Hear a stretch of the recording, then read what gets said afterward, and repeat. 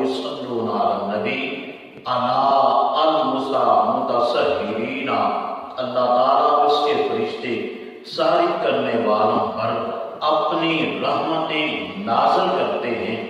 بیان ہمیں اس حدیث مبارکہ سے پتہ چلتا ہے کہ سحری کھانے سے سحری کا مطلب کیا ہے، سحری کی برکتیں کتنی ہیں۔ دوسری حدیث مبارکہ میں آقا علیہ السلام کے فرامین سے بھی پتہ چلتا ہے کہ سرکار نے یہاں تک ارشاد فرمایا، سرکار ارشاد فرماتے کہ سحری کھانا نور ہے، یعنی سحری کا جو کھانا ہے بندہ مومن کے لیے نور ہے۔